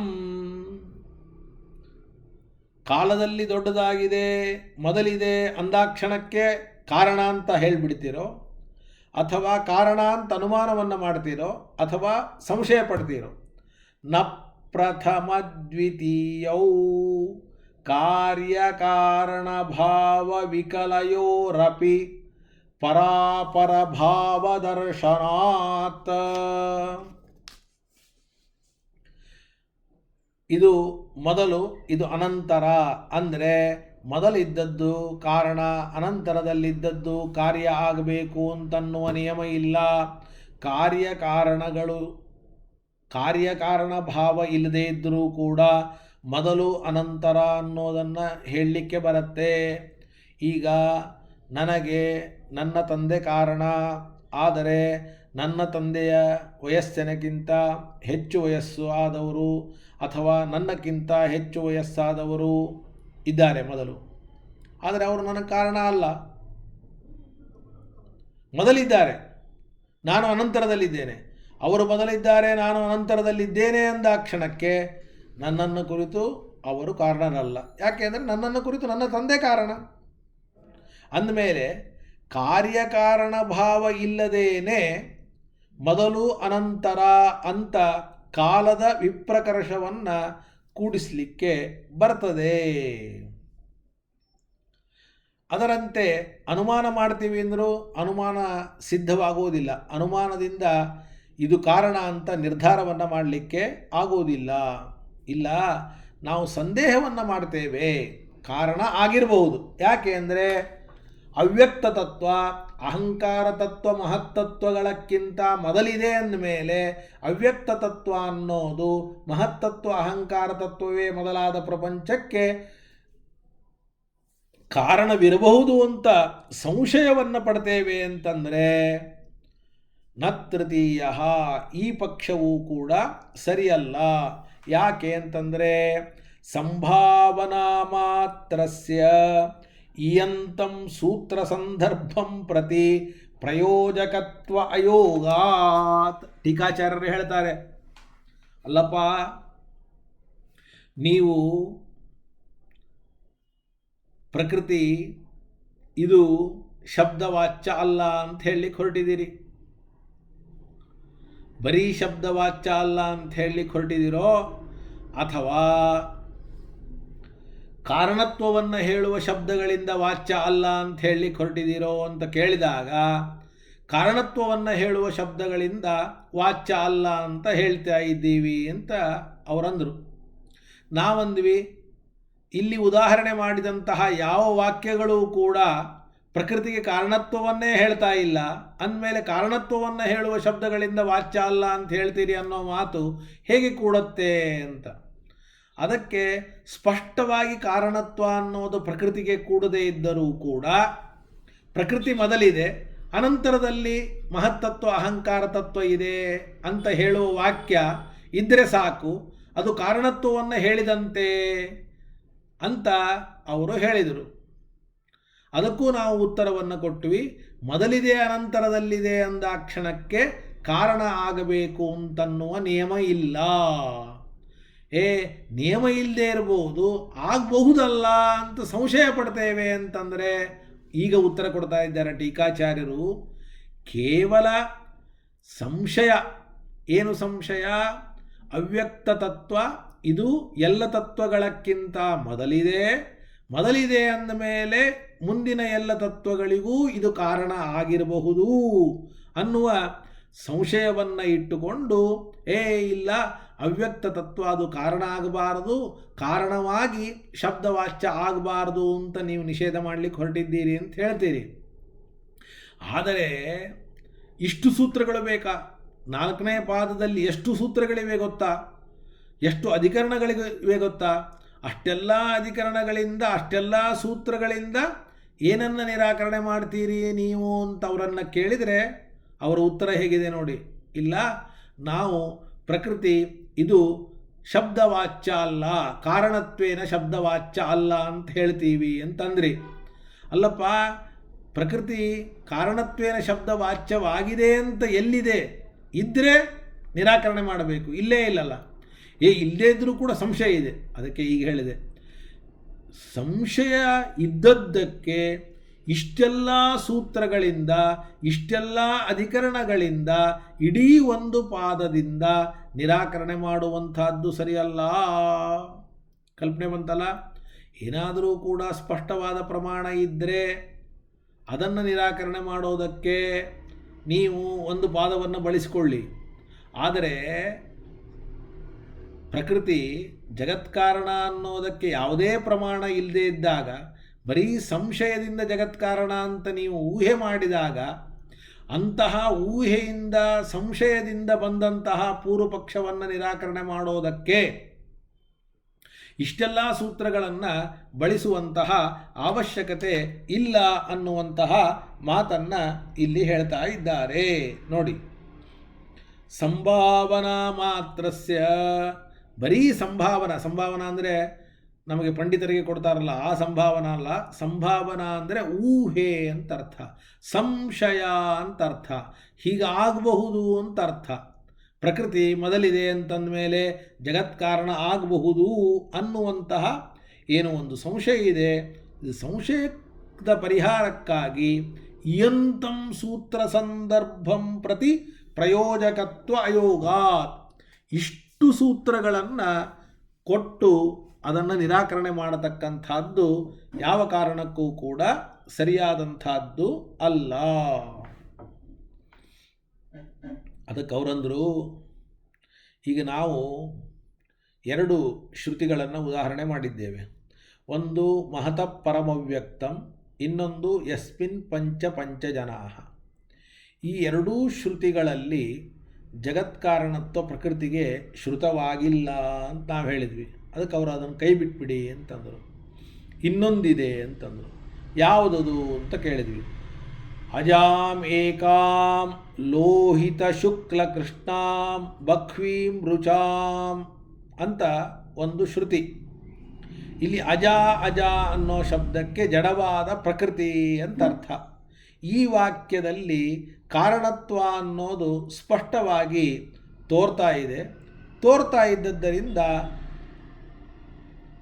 ನಾವು ಜಡವಾದ ಪ್ರಕೃತಿ ಕಾರಣ ಅಲ್ಲ ಅಂತ ನಿರಾಕರಣೆಯನ್ನು ಮಾಡ್ತಾ ಇದ್ದೇವೆ ಅಂತ ಅವರು ಹೇಳಿದರು. ನಾವು ಅದಕ್ಕೆ ಅವರನ್ನು ಕೇಳ್ತೇವೆ, ಇದು ಎಷ್ಟು ಚೆನ್ನಾಗಿದೆ ನೋಡಿ. ಅದಕ್ಕೆ ನಮ್ಮ ಮತದಲ್ಲಿ ಇದು ಹೊಂದಾಣಿಕೆ ಆಗ್ತದೆ, ನಿಮ್ಮ ಮತದಲ್ಲಿ ಹೊಂದಾಣಿಕೆ ಆಗೋದಿಲ್ಲ. ಬಹಳ ಸಂತೋಷ. ಅಜಾಂ ಏಕಾಂ ಲೋಹಿತ ಶುಕ್ಲ ಕೃಷ್ಣಾಂ ಅನ್ನುವಂತಹ ವಾಕ್ಯ ಇದು ಜಡವಾದ ಪ್ರಕೃತಿ ಜಗತ್ಕಾರಣ ಅಂತ ಹೇಳ್ತಾ ಇದೆ ಅಂತ ಹೇಳಿದಿರಿ. ಹೇಳಿ ಈ ವಾಕ್ಯ ಜಡವಾದ ಪ್ರಕೃತಿಯನ್ನು ಪ್ರತಿಪಾದನೆ ಮಾಡೋದಿಲ್ಲ. ಇದರ ಮುಂದಿನ ಹೆಜ್ಜೆ ಯಾರಾದರೂ ಅಂದ್ರೇನು? ಸಾಂಖ್ಯರು ಜಡವಾದ ಪ್ರಕೃತಿಯೇ ಜಗತ್ತಿಗೆ ಕಾರಣ ಅಂತಾರೆ. ಆ ಸಾಂಖ್ಯರನ್ನು ನಾವು ಜಡವಾದ ಪ್ರಕೃತಿಯೇ ಜಗತ್ಕಾರಣ ಅನ್ನೋದಕ್ಕೆ ನಿಮಗೇನು ಪ್ರಮಾಣ ಅಂತ ಕೇಳಿದರೆ ಅಜಾಂ ಏಕಾಂ ಲೋಹಿತ ಶುಕ್ಲ ಕೃಷ್ಣಾಂ ಅನ್ನೋ ವಾಕ್ಯವನ್ನು ಕೊಡಬೇಕು. ನಾವು ಅವರನ್ನು ಕೇಳ್ತೇವೆ, ನೋಡಿ ನೀವು ಈ ವಾಕ್ಯವನ್ನು ಕೊಟ್ರಿ, ಆದರೆ ಈ ವಾಕ್ಯ ಜಡವಾದ ಪ್ರಕೃತಿಯನ್ನು ಪ್ರತಿಪಾದನೆ ಮಾಡೋದಿಲ್ಲ ಅಂತ ಹೇಳಿದರು ಪರರು. ನಾವು ಅವರನ್ನು ಕೇಳ್ತೀವಿ, ಅಲ್ಲಪ್ಪ ಏನು ಅಜಾಂ ಏಕಾಂ ಅನ್ನುವಂತಹ ವಾಕ್ಯ ಜಡವಾದ ಪ್ರಕೃತಿಯನ್ನು ಪ್ರತಿಪಾದನೆ ಮಾಡಿದರೆ ತಪ್ಪೇನು? ಇಲ್ಲ, ಮಾಡೋದಿಲ್ಲ. ಹಾಗಾದ್ರೆ ಮಾಡೋದಿಲ್ಲ ಅಂದರೆ ಯಾರನ್ನು ಪ್ರತಿಪಾದನೆ ಮಾಡ್ತದೆ? ಪರಬ್ರಹ್ಮನನ್ನು ಪ್ರತಿಪಾದನೆ ಮಾಡ್ತದಾ? ಎಷ್ಟು ಚೆನ್ನಾಗಿದೆ ನೋಡಿ. ಪರಬ್ರಹ್ಮನನ್ನು ಪ್ರತಿಪಾದನೆ ಮಾಡ್ತದಾ? ಇಲ್ಲ. ಪರಬ್ರಹ್ಮನನ್ನು ಪ್ರತಿಪಾದನೆ ಮಾಡೋದಿಲ್ಲ, ಇನ್ನು ಜಡವಾದ ಪ್ರಕೃತಿಯನ್ನು ಪ್ರತಿಪಾದನೆ ಮಾಡೋದಿಲ್ಲ. ತಗೊಂಡೇನು ಮಾಡೋದು? ನಾವಾದರೆ ನಮ್ಮ ಮತದಲ್ಲಿ ಜಡವಾದ ಪ್ರಕೃತಿಯನ್ನು ಪ್ರತಿಪಾದನೆ ಮಾಡುವುದಿಲ್ಲ, ಪರಬ್ರಹ್ಮನನ್ನು ಪ್ರತಿಪಾದನೆ ಮಾಡ್ತದೆ ಎಲ್ಲ ಶಬ್ದಗಳು ಎಲ್ಲ ವಾಕ್ಯಗಳು ಅಂತ ನಾವು ಹೇಳ್ತೀವಿ. ಆದರೆ ಪರರು ಸುಮ್ಮನೆ ಜಡವಾದ ಪ್ರಕೃತಿಯನ್ನು ಪ್ರತಿಪಾದನೆ ಮಾಡೋದಿಲ್ಲ ಅಂತ ಇಷ್ಟೇ ಹೇಳಿ ಕೂತ್ಬಿಟ್ರೆ ಮುಂದೇನು? ಪರಬ್ರಹ್ಮನನ್ನು ಪ್ರತಿಪಾದನೆ ಮಾಡ್ತದೆ ಅಂತ ಹೇಳಿದರೆ ಅದಕ್ಕೊಂದು ಮಹತ್ವ ಇದೆ, ಪ್ರಯೋಜನ ಇದೆ, ಬೆಲೆ ಇದೆ. ಎಲ್ಲ ಶಬ್ದಗಳನ್ನು ಬ್ರಹ್ಮನಲ್ಲಿ ಸಮನ್ವಯ ಮಾಡಿದಂತೆ ಆಗ್ತದೆ. ಬರೀ ಜಡವಾದ ಪ್ರಕೃತಿಯನ್ನು ಪ್ರತಿಪಾದನೆ ಮಾಡೋದಿಲ್ಲ ಅಂತ ಇಷ್ಟೇ ಹೇಳಿದ್ದಾಯಿತೇ ಹೊರತಾಗಿ ಆ ವಾಕ್ಯದಿಂದ ಪ್ರತಿಪಾದನೆ ಮಾಡಲ್ಪಡುವವರು ಯಾರು ಅನ್ನೋದನ್ನು ಹೇಳಿದಂತೆ ಆಗಲಿಲ್ಲ. ನಾವು ಬೇಕಾದರೆ ಬ್ರಹ್ಮನನ್ನು ಪ್ರತಿಪಾದನೆ ಮಾಡ್ತದೆ ಅಂತ ಹೇಳ್ತೀವಿ, ಆದರೆ ನೀವು ನಿಮ್ಮ ಮತದಲ್ಲಿ ಬ್ರಹ್ಮನನ್ನು ಪ್ರತಿಪಾದನೆ ಮಾಡ್ತದೆ ಅಂತ ಹೇಳೋದಿಲ್ಲ. ನೋಡಿ ಎಷ್ಟು ಚೆನ್ನಾಗಿದೆ. ತತ್ರ ಕಿಂ ಬ್ರಹ್ಮ ಪರಂ ಕರಿಷ್ಯತಿ, ಜಡವಾದ ಪ್ರಕೃತಿಯನ್ನು ಪ್ರತಿಪಾದನೆ ಮಾಡೋದಿಲ್ಲ ಅಂತ ಹೇಳಿ ಬ್ರಹ್ಮನನ್ನು ಪ್ರತಿಪಾದನೆ ಮಾಡ್ತದೆ ಅಂತ ನೀವು ಹೇಳ್ತೀರಾ? ಹೇಳೋದಿಲ್ಲ. ಹಾಗಾದರೆ ಏನನ್ನು ಪ್ರತಿಪಾದನೆ ಮಾಡ್ತದೆ ಅಂದರೆ ತೇಜೋ ಅಬನ್ನ ವಿಷಯಂ ಹಿ ತದ್ವ್ಯಾಖ್ಯಾತಂ ಭವತಾ. ತೇಜಸ್ಸು, ಅಪ್ ಅಂದರೆ ನೀರು, ಅನ್ನ ಅಂದರೆ ಪೃಥಿವಿ. ಪೃಥಿವಿ, ಅಪ್, ತೇಜಸ್ಸು ಈ ಮೂರನ್ನು ಆ ವಾಕ್ಯ ಪ್ರತಿಪಾದನೆ ಮಾಡ್ತದೆ ಅಂತ ಹೇಳ್ತಾ ಇದ್ದೀರಿ. ಜಡವಾದ ಪ್ರಕೃತಿಯನ್ನು ಪ್ರತಿಪಾದನೆ ಮಾಡೋದಿಲ್ಲ, ತೇಜಸ್ಸು, ಅಪ್, ಅನ್ನ ಈ ಮೂರನ್ನು ಪ್ರತಿಪಾದನೆ ಮಾಡ್ತದೆ ಅಂತ ನೀವು ಹೇಳ್ತಾ ಇದ್ದೀರಿ. ತೇಜೋ ಅಬನ್ನ ವಿಷಯಂ ಹಿ ತದ್ವ್ಯಾಖ್ಯಾತಂ ಭವತಾ. ಬ್ರಹ್ಮನನ್ನು ಪ್ರತಿಪಾದನೆ ಮಾಡೋದಿಲ್ಲ ಅಂತ ಬ್ರಹ್ಮನನ್ನು ಪ್ರತಿಪಾದನೆ ಮಾಡ್ತದೆ ಅಂತ ಹೇಳಬೇಕು. ಅಕಸ್ಮಾತ್ ಬ್ರಹ್ಮನನ್ನು ಪ್ರತಿಪಾದನೆ ಮಾಡೋದಿಲ್ಲ ಅಂತಾದರೆ ಆ ವಾಕ್ಯ ಜಡವಾದ ಪ್ರಕೃತಿಯನ್ನು ಪ್ರತಿಪಾದನೆ ಮಾಡಿದರೆ ಏನು, ತೇಜಸ್ಸು ಅಪ್ ಅನ್ನಗಳನ್ನು ಪ್ರತಿಪಾದನೆ ಮಾಡಿದರೆ ಏನು? ಎರಡೂ ಅಷ್ಟೇ. ಇದರಿಂದ ಲಾಭ ಇಲ್ಲ, ಅದರಿಂದ ಲಾಸ್ ಇಲ್ಲ. ಬ್ರಹ್ಮನನ್ನು ಪ್ರತಿಪಾದನೆ ಮಾಡಿದರೆ ಲಾಭ ಇದೆ ಹೊರತಾಗಿ ಜಡವಾದ ಪ್ರಕೃತಿಯನ್ನು ಪ್ರತಿಪಾದನೆ ಮಾಡೋದನ್ನು ಬಿಟ್ಟು ತೇಜಸ್ಸು ಅಪ್ ಅನ್ನಗಳನ್ನು ಪ್ರತಿಪಾದನೆ ಮಾಡಿದರೆ ಏನು ಲಾಭ? ಬರೀ ಜಡವಾದ ಪ್ರಕೃತಿಯನ್ನು ಪ್ರತಿಪಾದನೆ ಮಾಡೋದಿಲ್ಲ ಅಂತಿಷ್ಟೇ ಹೇಳಿದ್ದಾಯಿತೇ ಹೊರತಾಗಿ ತೇಜಸ್ಸು ಅಪ್ಪನ್ನಗಳನ್ನು ಪ್ರತಿಪಾದನೆ ಮಾಡೋದ್ರಿಂದ ನಮಗೇನೇನೂ ಕೂಡ ಲಾಭ ಇಲ್ಲ. ಅದಕ್ಕೆ ಒಂದು ತುಂಬ ಸುಂದರವಾದ ಲೌಕಿಕವಾದ ಒಂದು ಗಾದೆ ಮಾತು, ಅದನ್ನು ಟೀಕಾಚಾರ್ಯರು ಉದಾಹರಣೆ ಮಾಡ್ತಾರೆ. ಏನದು? ಭಾಳ ಸುಂದರವಾಗಿದೆ. ಒಂದು ಸಣ್ಣದಾದಂತಹ ಒಂದು ಕುರಿಮರಿ ಇದೆ ಅಂತೆ. ತುಂಬ ಸಣ್ಣದಾದಂತಹ ಕುರಿಮರಿ ಯಾರೋ ಸಾಕಿರ್ತಾರೆ ಕುರಿಮರಿಯನ್ನು. ಅಂತಹ ಏನು ಕುರಿಮರಿ ಇದೆ ಅದನ್ನು ಹುಲಿ ಅದು ಎತ್ತಿಕೊಂಡು ಹೋದರೆ ಏನು ನಷ್ಟ, ತೋಳ ಎತ್ತಿಕೊಂಡು ಹೋದರೆ ಏನು ಲಾಭ? ತೋಳ ಎತ್ತಿಕೊಂಡು ಹೋದರೂ ಕುರಿಮರಿ ಸಾಯೋದೆ, ಹುಲಿ ಎತ್ತುಕೊಂಡು ಹೋದರೂ ಕುರಿಮರಿ ಸಾಯೋದೆ. ಹೇ ಇಲ್ಲ, ಕುರಿ ಎತ್ತಿಕೊಂಡು ಹೋಗಬಾರ್ದು, ತೋಳ ಎತ್ತಿಕೊಂಡು ಹೋಗಬೇಕು ಯಾರಾದರೂ ಅಂತಾರ? ತೋಳನೇ ಎತ್ಕೊಂಡು ಹೋಗಲಿ, ಹುಲಿನೇ ಎತ್ಕೊಂಡು ಹೋಗಲಿ, ಕುರಿಮರಿ ಕೆಲಸ ಮುಗಿದೋಯ್ತಲ್ಲ. ಅದನ್ನು ಬದುಕಿಸ್ಲಿಕ್ಕೆ ಸಾಧ್ಯವಾ ನಿಮಗೆ? ನೀವು ಸಂತೋಷ ಪಡ್ತೀರಾ? ಹೇ ಹುಲಿ ಎತ್ಕೊಂಡು ಹೋಗಲಿಲ್ಲ, ತೋಳ ಎತ್ಕೊಂಡು ಹೋಯಿತು, ಸಂತೋಷ ಪಡ್ತೀರಾ? ಪಡೋದಿಲ್ಲ. ನೋಡಿ ಎಷ್ಟು ಚೆನ್ನಾಗಿದೆ. ಹಾಗೆ ಅಜಾಂ ಏಕಾಂ ಲೋಹಿತ ಶುಕ್ಲ ಕೃಷ್ಣ ಅನ್ನೋದು ಒಂದು ವಾಕ್ಯ. ಇದು ಕುರಿಮರಿ ಇದ್ದ ಹಾಗೆ. ಇದರಿಂದ ಪ್ರತಿಪಾದಿತ ಆಗೋದು ಯಾವುದು ಅಂತ ನಾವು ಪರರನ್ನು ಕೇಳಿದ್ವಿ. ಇದರಿಂದ ಪ್ರತಿಪಾದಿತವಾಗುವುದು ಅಪ್ ಅನ್ನ ತೇಜಸ್ಸುಗಳೇ ಹೊರತಾಗಿ ಜಡವಾದ ಪ್ರಕೃತಿ ಅಲ್ಲ ಅಂದರು. ಅಲ್ಲಪ್ಪ, ಜಡವಾದ ಪ್ರಕೃತಿ ಇದರಿಂದ ಪ್ರತಿಪಾದಿತವಾಗ್ತಾ ಇದ್ದರೆ ಏನು ತಪ್ಪಾಗತ್ತೆ? ಏನೇನೇನೇನು ನಷ್ಟ ಆಗೋದು. ಜಡವಾದ ಪ್ರಕೃತಿ ಪ್ರತಿಪಾದಿತವಾದರೆ ನಷ್ಟವಾಗೋದಿಲ್ಲ. ಅದನ್ನು ಬಿಟ್ಟು ಅಪ್ಪನ್ನಗಳು ಪ್ರತಿಪಾದಿತವಾದರೆ ಯಾವ ಲಾಭ ಇಲ್ಲ. ಇನ್ನು ಇವೆರಡನ್ನೂ ಬಿಟ್ಟು ಈ ವಾಕ್ಯ ಪರಬ್ರಹ್ಮನನ್ನು ಪ್ರತಿಪಾದನೆ ಮಾಡ್ತದೆ ಅಂದರೆ ಅದಕ್ಕೊಂದು ಅರ್ಥ ಇದೆ. ಈ ಕಡೆ ಪರಬ್ರಹ್ಮನನ್ನು ಪ್ರತಿಪಾದನೆ ಮಾಡೋದಂತೂ ದೂರ ಉಳಿತು. ಜಡವಾದ ಪ್ರಕೃತಿಯನ್ನು ಪ್ರತಿಪಾದನೆ ಮಾಡ್ತದೆ ಅನ್ನೋದನ್ನು ನಿರಾಕರಿಸಿ ತೇಜಸ್ಸು ಅಪ್ಪನ್ನಗಳನ್ನು ಪ್ರತಿಪಾದನೆ ಮಾಡ್ತದೆ ಅಂತ ಪ್ರತಿಪಾದನೆ ಮಾಡೋದರಲ್ಲಿ ಯಾವುದೇ ಒಂದು ವಿಶೇಷತೆ ಅಂತನ್ನೋದು ಇಲ್ಲ.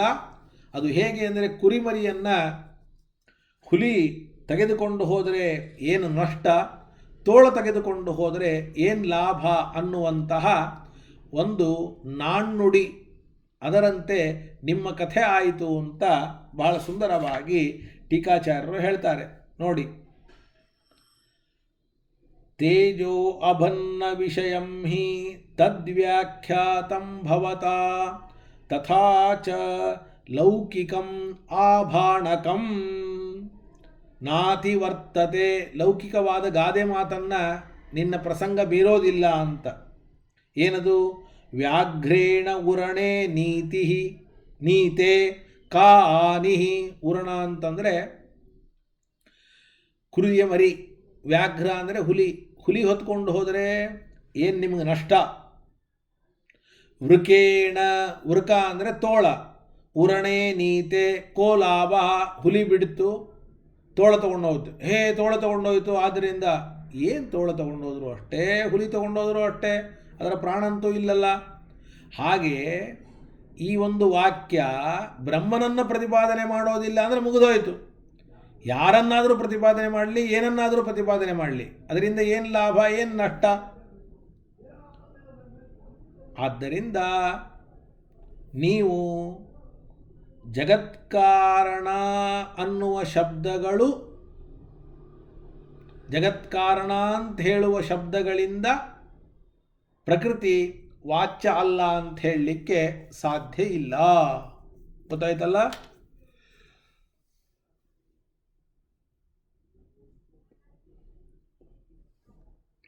ಇಲ್ಲ, ನಾವು ಕಾರಣವಾಚಿಯಾದ ಶಬ್ದಗಳಿಂದ, ಕಾರಣತ್ವವನ್ನು ಹೇಳುವ ಶಬ್ದಗಳಿಂದ ವಾಚ್ಯ ಅಲ್ಲ ಅಂತ ಹೇಳೋದಿಲ್ಲ. ಒಟ್ಟಾರೆ ಯಾವ ಶಬ್ದಗಳಿಂದಲೂ ಕೂಡ ಪ್ರಕೃತಿ ವಾಚ್ಯ ಅಲ್ಲ ಅಂತ ನಾವು ಹೇಳ್ತೀವಿ. ಅಂತಂದರೆ ದ್ವಿತೀಯೇತು ಇದಂ ಉಪತಿಷ್ಠತೆ. ನೋಡಪ್ಪ, ಯಾವ ಶಬ್ದಗಳಿಂದಲೂ ಕೂಡ ವಾಚ್ಯ ಅಲ್ಲ ಅಂದರೆ ಆಗ ನಾವು ಕೇಳ್ತೀವಿ, ನ ಶಬ್ದವಾಚ್ಯತೈವತ್ರ ಪ್ರಧಾನಸ್ಯ ನಿಷಿಧ್ಯತೆ. ಈಗಾಗಲೇ ಶ್ರೀಮದಾಚಾರ್ಯರು ಅನುವ್ಯಾಖ್ಯಾನದಲ್ಲಿ ಹೇಳಿದ್ದಾರೆ, ಪ್ರಧಾನವು ಯಾವ ಶಬ್ದಗಳಿಂದಲೂ ವಾಚ್ಯ ಅಲ್ಲ ಅಂತ ನೀವೇನು ಹೇಳ್ತಾ ಇದ್ದೀರಿ, ಇದು ಅಪ್ರಸಕ್ತ. ಇದರಿಂದ ನಿಮಗೆ ಯಾವುದೇ ತರಹದ ಪ್ರಯೋಜನ ಇಲ್ಲ, ಲಾಭ ಇಲ್ಲ. ಯಾವ ಶಬ್ದಗಳಿಂದಲೂ ವಾಚ್ಯ ಅಲ್ಲ ಅಂತ ಪ್ರಧಾನವನ್ನು ಹೇಳಿ ಮಾಡೋರೇನು? ಅದರಿಂದ ನಿಮಗೇನಾಗತ್ತೆ ನೋಡಿ, ನ ಶಬ್ದವಾಚ್ಯತೈವಾತ್ರ ಪ್ರಧಾನಸ್ಯ ನಿಷಿಧ್ಯತೆ ಅನ್ನುವ ಅನುವ್ಯಾಖ್ಯಾನದ ಮಾತಿನಿಂದ ಪ್ರಕೃತ ಅನುಪಯೋಗಾದಿತಿ, ನಮಗೆ ಅದರಿಂದ ಏನು ಲಾಭ ಇಲ್ಲ. ಏನೋ ನಾವು ಬ್ರಹ್ಮನು ಆ ಶಬ್ದದಿಂದ ವಾಚ್ಯ ಆಗ್ತಾನೆ ಅಂತ ಹೇಳಲಿಕ್ಕೆ ಹೊರಟಿದ್ರೆ ಆವಾಗ ಈ ಶಬ್ದದಿಂದ ಪ್ರಕೃತಿ ವಾಚ್ಯ ಅಲ್ಲ ಅಂತ ಹೇಳೋದಕ್ಕೆ ಒಂದು ಬೆಲೆ ಇರ್ತಿತ್ತು. ಆದರೆ ಪ್ರಕೃತಿ ವಾಚ್ಯ ಅಲ್ಲ ಅಂತ ಇಷ್ಟೇ ಹೇಳಿದ್ದಾಯಿತೇ ಹೊರತಾಗಿ ಪ್ರಕೃತಿಯನ್ನು ಬಿಟ್ಟು ಬ್ರಹ್ಮ ವಾಚ್ಯ ಅಂತ ಹೇಳಿದಂತೆ ಆಯಿತಾ? ಆಗಲಿಲ್ಲ. ಶಾಬ್ದತ್ವೇ ಹಿ ಪ್ರಧಾನಸ್ಯ ಸ್ವರೂಪ ಮಾತ್ರ ಸಿದ್ಧ್ಯತಿ ನ ಚ ಸ್ವರೂಪ ಸಿದ್ಧಿ ಮಾತ್ರೇಣ ಕಾಚಿಲ್ಲಕ್ಷಣ ಕ್ಷತಿ. ಅಕಸ್ಮಾತ್ ಪ್ರಕೃತಿ ಅನ್ನೋದು ಒಂದು ಶಬ್ದದಿಂದ ವಾಚ್ಯ ಆಯಿತು ಅಂತ ಇಟ್ಕೊಳ್ಳಿ, ಪ್ರಕೃತಿ ಅನ್ನೋದು ಒಂದು ಶಬ್ದದಿಂದ ವಾಚ್ಯ ಆಯಿತು ಅಂತ ಇಟ್ಕೊಳ್ಳಿ, ಏನು ತಪ್ಪಿಲ್ಲ. ವಾಚ್ಯ ಆದರೂ ಕೂಡ ಪ್ರಕೃತಿಯನ್ನು ವಸ್ತು ಜಗತ್ತಿನಲ್ಲಿದೆ ಅಂತ ಇಷ್ಟೇ ಸಿದ್ಧವಾಗ್ತದೆ ಹೊರತಾಗಿ ಪ್ರಕೃತಿ ಜಗತ್ತಿನಲ್ಲಿದೆ ಅಂದಾಕ್ಷಣಕ್ಕೆ ಬ್ರಹ್ಮನ ಲಕ್ಷಣಕ್ಕೆ ಯಾವ ತೊಂದರೆಯೂ ಇಲ್ಲ. ಬ್ರಹ್ಮನಿಗೇನು ಲಕ್ಷಣ ಇದೆ ಆ ಲಕ್ಷಣಕ್ಕೇನೂ ತೊಂದರೆ ಇಲ್ಲ. ಆ ಬ್ರಹ್ಮನ ಲಕ್ಷಣ ಏನಾದರೂ ಕೂಡ ಪ್ರಕೃತಿಯಲ್ಲಿ ಬರುತ್ತಾ? ಬರೋದಿಲ್ಲ. ಯಾಕೆ ಹೆದರಬೇಕು? ಪ್ರಕೃತಿ ಶಬ್ದದಿಂದ ವಾಚ್ಯ ಅಂದರೆ ಪ್ರಕೃತಿ ಅನ್ನೋ ಒಂದು ವಸ್ತು ಇದೆ ಅಂತಾಯಿತೆ ಹೊರತಾಗಿ ಬ್ರಹ್ಮನ ಅಸ್ತಿತ್ವವೇನು ಹೋಗೋದಿಲ್ಲಲ್ಲ. ನಮಗೆ ಬ್ರಹ್ಮನ ಅಸ್ತಿತ್ವವನ್ನೇ ಇಲ್ಲ ಅಂತ ಹೇಳುವ ಏನಾದರೂ ಒಂದು ವಸ್ತು ಇದ್ದರೆ ಆ ವಸ್ತುವನ್ನು ಪ್ರತಿಪಾದನೆ ಮಾಡ್ತದೆ ವೇದ ಅಂತ ಹೇಳಿದರೆ ಆಗ ಬ್ರಹ್ಮನಿಗೆ ಸಮಸ್ಯೆ ಆಗ್ತದೆ. ಬ್ರಹ್ಮ ಜಗತ್ಕಾರಣ ಅನ್ನೋದಕ್ಕಾಗಲಿ ಅಥವಾ ಇನ್ನೆಲ್ಲದಕ್ಕೂ ಕೂಡ. ಆದರೆ ಪ್ರಕೃತಿ ಇದೆ ಅಂತ ಹೇಳಿದರೆ ಬ್ರಹ್ಮನ ಲಕ್ಷಣಕ್ಕೆ, ಅವನ ಜಗಜ್ಜನ್ಮಾದಿ ಕಾರಣತ್ವ, ಗುಣಪರಿಪೂರ್ಣತ್ವ ಅಥವಾ ಏನು ಲಕ್ಷಣ ಇದೆಯೋ ಆ ಲಕ್ಷಣಕ್ಕೆ ಸ್ವಲ್ಪವೂ ಕೂಡ ಕುಂದಿಲ್ಲ. ಈಗ ಯಾರಾದರೂ ಕೂಡ ಒಬ್ಬ ದೊಡ್ಡ ರಾಜ ಇದ್ದಾನೆ ಅಂತ ತಿಳ್ಕೊಳ್ಳಿ ಉದಾಹರಣೆಗೆ. ಆ ರಾಜನಿಗೆ ಯಾರೋ ಒಬ್ಬ ತನ್ನ ರಾಜ್ಯದಲ್ಲಿರ್ತಕ್ಕಂತಹ ಪ್ರಜೆ ಅವನು ಎದುರಿಗೆ ಬಂದರೆ ಅದರಿಂದ ಯಾವುದೇ ಸಮಸ್ಯೆ ಇಲ್ಲ, ಅವನಿಗೆ ಯಾವ ಸಮಸ್ಯೆಯೂ ಕೂಡ ಇಲ್ಲ. ಆದರೆ ತನ್ನ ಸಮಾನವಾದ ಬಲವುಳ್ಳಂತಹ, ತನ್ನ ಸಮಾನವಾದ ಯೋಗ್ಯತೆ ಉಳ್ಳಂತಹ ಒಬ್ಬ ವ್ಯಕ್ತಿ ಎದುರಿಗೆ ಬಂದರೆ ಆಗ ರಾಜನಿಗೆ ಸಮಸ್ಯೆ. ರಾಜನಿಗೆ ಏನಾಗತ್ತೆ ಅಂತ. ಆದರೆ ಯಾರೋ ಒಬ್ಬ ಪ್ರಜೆ ಬಂದರೆ ರಾಜನಿಗೆ ಏನೂ ಸಮಸ್ಯೆ ಇಲ್ಲ. ಹಾಗೆ ಬ್ರಹ್ಮ ಇದ್ದಾನೆ, ಅವನು ಸರ್ವತಂತ್ರ ಸ್ವತಂತ್ರ, ಅವನು ಸಕಲ ಗುಣ ಪರಿಪೂರ್ಣ, ಅವನು ನಿರ್ದುಷ್ಟ, ಅವನು ಜಗಜ್ಜನ್ಮಾದಿ ಕಾರಣ. ಅವನ ಎದುರಿಗೆ ನಾವು ಪ್ರಕೃತಿ ಇದೆ ಅಂತ ಹೇಳಿದರೆ ಏನು ಸಮಸ್ಯೆ ಇಲ್ಲ. ಆದರೆ ಆ ಪ್ರಕೃತಿ ಅದೇ ಜಗಜ್ಜನ್ಮಾದಿ ಕಾರಣ ಅಥವಾ ಅದೇ ಸ್ವತಂತ್ರ, ಅದೇ ಸಕಲ ಗುಣ ಪರಿಪೂರ್ಣ ಅಂತ ಹೇಳಿದರೆ ಆಗ ಬ್ರಹ್ಮನಿಗೆ ಸಮಸ್ಯೆ. ಯಾಕೆಂದರೆ ಬ್ರಹ್ಮನು ಜಗತ್ಕಾರಣ ಆದ, ಪ್ರಕೃತಿಯು ಜಗತ್ಕಾರಣ, ಇಬ್ಬರು ಆಗೋದು ಹೇಗೆ, ಅಥವಾ ಬ್ರಹ್ಮನಿಗೆ ಏನು ಮಹತ್ವ ಬಂತು ಅನ್ನುವಂತಹ ಪ್ರಶ್ನೆಗಳೆಲ್ಲವೂ ಕೂಡ ಬರಲಿಕ್ಕೆ ಅವಕಾಶ ಇದೆ. ಆದರೆ ಸುಮ್ಮನೆ ಪ್ರಕೃತಿ ಇದೆ ಅಂತ ವೇದ ಹೇಳಿದರೆ ಅದರಿಂದ ಬ್ರಹ್ಮನ ಒಂದು ವ್ಯಕ್ತಿತ್ವಕ್ಕೆ, ಬ್ರಹ್ಮನ ಲಕ್ಷಣಕ್ಕೆ ಯಾವುದೇ ಕುಂದು ಅಂತನ್ನತಕ್ಕಂಥದ್ದು ಇಲ್ಲ ಅನ್ನುವಂತಹ ಮಾತನ್ನು ಇಲ್ಲಿ ಹೇಳ್ತಾರೆ ನೋಡಿ. ಶಾಬ್ದತ್ವೇ ಹಿ ಪ್ರಧಾನಸ್ಯ ಸ್ವರೂಪ ಮಾತ್ರ ಸಿದ್ಧ್ಯತಿ ನ ಚ ಸ್ವರೂಪ ಸಿದ್ಧಿ ಮಾತ್ರೇಣ ಕಾಚಿಲ್ಲಕ್ಷಣ ಕ್ಷತಿ. ಯಾವ ಲಕ್ಷಣಕ್ಕೂ ಕೂಡ ಅಂದರೆ ಬ್ರಹ್ಮನ ಯಾವ ಲಕ್ಷಣಕ್ಕೂ ಕೂಡ ಸಮಸ್ಯೆ ಆಗಲಿಕ್ಕೆ ಸಾಧ್ಯ ಇಲ್ಲ. ನಹಿ ಅವರೇನಾದರೂ ಕೂಡ ನಾವು ಹೇಗೆ ಸರ್ವಶಬ್ದಗಳಿಂದ ವಾಚ್ಯನಾದವನು ಪರಮಾತ್ಮ ಒಬ್ಬನೇ ಅಂತ ಹೇಳ್ತೇವೆ, ಹಾಗೇನಾದರೂ ಕೂಡ ಹೇಳಿದರೆ ಆಗ ಪ್ರಕೃತಿಯೂ ಕೂಡ ಶಬ್ದವಾಚ್ಯವಾಯಿತು. ಪ್ರಕೃತಿಯು ಶಬ್ದವಾಚ್ಯ ಆದಮೇಲೆ ಸರ್ವಶಬ್ದವಾಚ್ಯ ಬ್ರಹ್ಮ ಹೇಗೆ? ಬ್ರಹ್ಮನನ್ನು ಬಿಟ್ಟು ಇನ್ನೊಬ್ಬರು ಯಾರೂ ಕೂಡ ಸರ್ವಶಬ್ದವಾಚ್ಯರಾಗಬಾರದು ಅಂತ ಹೇಳಬಹುದಾಗಿತ್ತು. ನಮಗೆ ಸಮಸ್ಯೆ ಇದೆ. ಯಾಕೆಂದರೆ ನಾವು ಬ್ರಹ್ಮನನ್ನು ಸರ್ವಶಬ್ದ ವಾಚ್ಯ ಅಂತ ಕರಿತೇವೆ. ಬ್ರಹ್ಮನನ್ನು ಸರ್ವಶಬ್ದ ವಾಚ್ಯ ಅಂತ ಕರೆಯುವಂತಹ ನಮಗೆ ಪ್ರಕೃತಿ ಒಂದು ಶಬ್ದದಿಂದ ವಾಚ್ಯ ಆದರೆ ಆಗ ಆ ಶಬ್ದದಿಂದ ಬ್ರಹ್ಮ ವಾಚ್ಯನಾಗಿಲ್ಲ, ಸರ್ವಶಬ್ದ ವಾಚ್ಯತ್ವಕ್ಕೆ ಭಂಗ ಬಂತು ಅಂತ ನಾವು ಒದ್ದಾಡ್ತೇವೆ. ಆದರೆ ನೀವು ಒದ್ದಾಡೋ ಅವಶ್ಯಕತೆ ಇಲ್ಲ. ಯಾಕೆಂದರೆ ನಮ್ಮಂತೆ ಸರ್ವಶಬ್ದ ವಾಚ್ಯತ್ವವನ್ನು ನೀವು ಪರಮಾತ್ಮನಿಗೆ ಒಪ್ಪೇ ಇಲ್ಲ. ನೈ ಅಸ್ಮಾಭಿರಿವ ಪರೇಣ ಸರ್ವಶಬ್ದ ಸಮನ್ವಯ ಪ್ರತಿಜ್ಞಾತಃ. ನೋಡಿ, ಅದನ್ನು ಕೇಳ್ತಾರೆ. ನಾವು ಹೇಗೆ ಸರ್ವಶಬ್ದ ಸಮನ್ವಯವನ್ನು ಅಂಗೀಕಾರ ಮಾಡಿದ್ದೇವೆ, ಹಾಗೆ ಪರರು ಸರ್ವಶಬ್ದ ಸಮನ್ವಯವನ್ನು ಬ್ರಹ್ಮನಲ್ಲಿ ಅಂಗೀಕಾರ ಮಾಡಿದ್ದಾರಾ? ಮಾಡಿಲ್ಲ. ನಾಪಿ ಪ್ರಧಾನಂ ನಿಷಿದ್ಯ ಬ್ರಹ್ಮತತ್ರ ನಿವೇಶಿತಂ. ಇಷ್ಟೂ ಮೇಲಾಗಿ ಆ ಜಡವಾದ ಪ್ರಕೃತಿ ಈ ವಾಕ್ಯದಿಂದ ಪ್ರತಿಪಾದ್ಯ ಅಲ್ಲ ಅಂತ ಹೇಳಿದ ಮೇಲಾದರೂ ಕೂಡ ಆ ವಾಕ್ಯದಿಂದ ಪ್ರತಿಪಾದ್ಯ ಬ್ರಹ್ಮ ಅಂತ ಹೇಳ್ತಾರಾ? ಅದನ್ನೂ ಹೇಳೋದಿಲ್ಲ. ಮೊದಲನೇದಾಗಿ ಸರ್ವಶಬ್ದ ಸಮನ್ವಯ ಅಥವಾ ಸರ್ವಶಬ್ದ ವಾಚ್ಯತ್ವವನ್ನು ಬ್ರಹ್ಮನಿಗೆ ಹೇಳಿಲ್ಲ, ಇದು ಮೊದಲನೆಯದ್ದು. ಎರಡನೇದಾಗಿ ಯಾವುದೋ ಒಂದು ವಾಕ್ಯ ತೆಗೆದುಕೊಂಡರು, ಈ ವಾಕ್ಯ ಅಂತನ್ನೋದು ಪ್ರಕೃತಿಯನ್ನು ಹೇಳಲ್ಲ ಅಂತ ಹೇಳಿದರು. ಆಯ್ತಪ್ಪ, ಬೇಡ, ಸಂತೋಷ, ಬ್ರಹ್ಮನನ್ನು ಹೇಳ್ತದೆ ಅಂತ ಹೇಳ್ತಾರಾ? ಅದೂ ಇಲ್ಲ. ಹಾಗಾದರೆ ಸರ್ವಶಬ್ದ ವಾಚ್ಯತ್ವವನ್ನು ಬ್ರಹ್ಮನಿಗೂ ಹೇಳಿಲ್ಲ. ಯಾವುದೋ ಒಂದು ವಾಕ್ಯ ಪ್ರಕೃತಿಯನ್ನು ಹೇಳಲಿಕ್ಕೆ ಹೊರಟ್ರೆ ಅದನ್ನು ತಡೆದು ಇದು ಪ್ರಕೃತಿಯನ್ನು ಹೇಳೋದಿಲ್ಲ ಅಂತ ಹೇಳಿ ಸುಮ್ಮನೆ ಕೂತ್ಬಿಟ್ರು. ಬೇಡಪ್ಪ, ಪ್ರಕೃತಿಯನ್ನು ಹೇಳೋದಿಲ್ಲ ಅಂದರೆ ಹಾಗಾದ್ರೆ ಬ್ರಹ್ಮನನ್ನು ಹೇಳುತ್ತಾ ಅಂದರೆ ಹೇಳಲ್ಲ ಅಂದರು. ಏನನ್ನು ಹೇಳ್ತದೆ ಅಂದರೆ ಇನ್ನೊಂದೇನೋ ಅಪ್, ಅನ್ನ, ತೇಜಸ್ಸು ಇವುಗಳನ್ನು ಹೇಳ್ತದೆ ಅಂತಂದ್ರಿ. ನೋಡಿ, ನಿಷಿದ್ಧ ಬ್ರಹ್ಮ ತತ್ರ ನಿವೇಶಿತಂ, ಆ ವಾಕ್ಯದಿಂದ ಬ್ರಹ್ಮ ಪ್ರತಿಪಾದಿತನಾಗ್ತಾನೆ ಅಂತ ಹೇಳ್ತೀರಾ? ಅದೂ ಇಲ್ಲ. ಏನ ಅಸ್ಮದೀಯ ದಿಶಾಪಿ ಉಪಯೋಗ ಸ್ಯಾತ್ ತದಿದಂ ಉಕ್ತಂ. ಹಾಗೆ ಮಾಡುತ್ತಾ ಇದ್ದರೆ ನಮ್ಮ ಪಕ್ಷದಲ್ಲಿದ್ದಂತೆ ಅವರಿಗೂ ಕೂಡ ಏನಾದರೂ ಕೂಡ ಉಪಯೋಗ ಆಗ್ತಾ ಇತ್ತು. ಯಾಕೆಂದರೆ ನಾವು ಪ್ರಕೃತಿಯನ್ನು ಸರಿಸಿ ಪ್ರಕೃತಿ ವಾಚ್ಯ ಅಲ್ಲ ಅಂಥೇಳಿ ಪರಬ್ರಹ್ಮ ವಾಚ್ಯ ಅಂತ ಹೇಳ್ತಾ ಇದ್ವಿ. ಹಾಗೂ ಕೂಡ ಇಲ್ಲ. ಇದನ್ನೇ ತದಿದಮುಕ್ತಂ ಬ್ರಹ್ಮನಿವೇಶನಂ ವಿನ ಪ್ರಧಾನಸ್ಯ ಶಬ್ದವಾಚ್ಯತೈವ ಅತ್ರ ನಿಷಿದ್ಧತೆ ಇತಿ ನ ಯುಕ್ತಂ. ನೀವು ಪ್ರಕೃತಿಯನ್ನು ಈ ಶಬ್ದದಿಂದ ವಾಚ್ಯ ಅಲ್ಲ ಅಂತ ಹೇಳೋದು ಅನ್ನೋದು ಯಾವಾಗ ಸರಿಯಾಗ್ತದೆ ಅಂತಂದರೆ,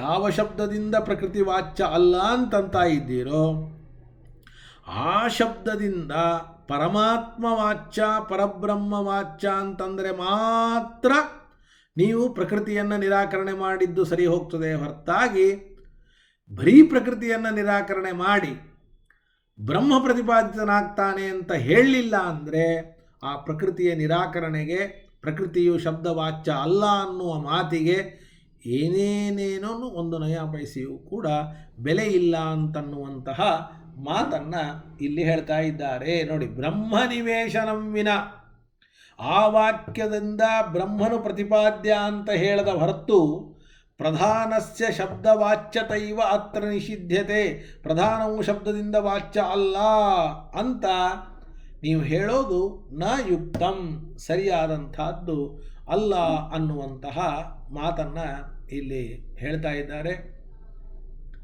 ನಿಮಗೆ ಕಲ್ಪನೆ ಬಂದಿದೆ. ಆದರೂ ಕೂಡ ಆಮೇಲೆ ಮತ್ತೆ ಇನ್ನೊಂದು ಬಾರಿ ಇದರೆಲ್ಲದರ ಸಾರವನ್ನು ತಿಳಿದುಕೊಳ್ಳುವಂತಹ ಪ್ರಯತ್ನವನ್ನು ಮಾಡೋಣ. ಈ ಒಂದು ಪಾಠ ನಿರ್ವಿಘ್ನವಾಗಿ ನಡೀಲಿ ಅಂತ ಮತ್ತೆ ಗುರುಗಳಲ್ಲಿ, ದೇವರಲ್ಲಿ ಪ್ರಾರ್ಥನೆಯನ್ನು ಮಾಡ್ತಾ, ಶ್ರೀಕೃಷ್ಣಾರ್ಪಣಮಸ್ತು. ಶುಭಾನ್ ಧ್ಯಾಯಂತಿ ಏಕಾಮಾನ್ ಗುರುದೇವ ಪ್ರಸಾದಜಾನ್ ಇತರಾನ್ ಆತ್ಮಪಾಪೋತ್ಥಾನ್ ತೇಷಾಂ ವಿದ್ಯಾ ಫಲಿಷ್ಯತಿ. ಹರಯೇ ನಮಃ, ಹರಯೇ ನಮಃ, ಹರಯೇ ನಮಃ.